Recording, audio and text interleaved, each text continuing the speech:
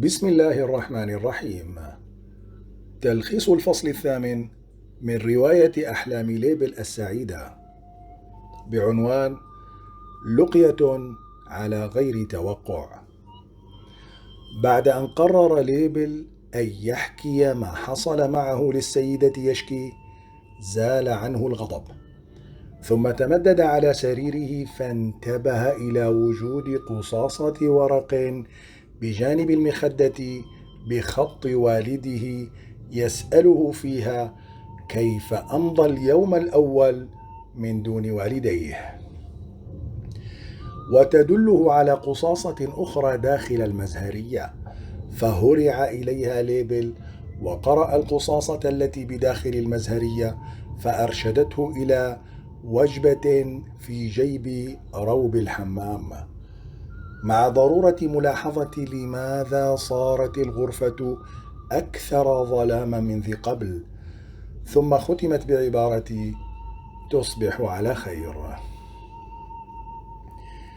فتش ليبل في جيب روب الحمام فوجد قطعة الشوكولاتة بالحليب والبندق التي يفضلها، فتناول قطعة منها ثم تمدد على السرير ثانية وبدأ يفكر: ترى ما الذي كان يعنيه والده بأن الغرفة صارت أكثر ظلاما؟ فقفز مجددا وهز غطاء المصباح، فوجد فيه كتاب جيب صغيرا عنوانه حكايات من ألف ليلة وليلة. وقد لفتت انتباهه صورة الغلاف المثيرة لرجال في أزياء شرقية أثناء رحلة صيد.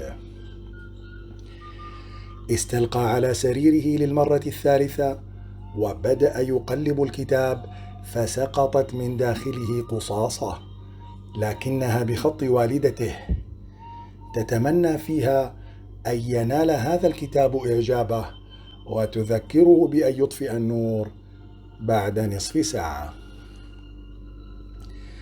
أكمل ليبل تقليب الكتاب المليء بالحكايات، ولاحظ أن شهرزاد هي التي تحكيها وأنها تنتهي كلها بجملة: ثم أدرك شهرزاد الصباح فسكتت عن الكلام المباح. وقد قرر أن يبدأ بقراءة حكاية ملكة الأفاعي، لكنه لاحظ أن باب غرفته مفتوح، فخشي أن تراه السيدة يعقوب، ثم بدأ يحدث نفسه مستذكرا كل ما حصل معه على مائدة الغداء مع السيدة يعقوب. وفي هذه الأثناء انتبهت السيدة يعقوب إلى أن النور مشتعل، فأطفأته ونظرت إلى ليبل غاضبة، فاعتذر ليبل، ثم قفز عن سريره وجلس إلى مكتبه وبدأ يحل واجب الرياضيات أمامها. ولما غادرت الغرفة استخرج كتابه من تحت المخدة واستأنف القراءة، لكنه قرر أن يبدأ بحكاية مكر النساء، لكنه ما إن بدأ بقراءتها حتى دخلت السيدة يعقوب ثانية وأخذت الكتاب ولم تسمح له بالقراءة طيلة هذا اليوم، ثم غادرت الغرفة. انتهى تلخيص الفصل الثامن. شكرا لحسن استماعكم.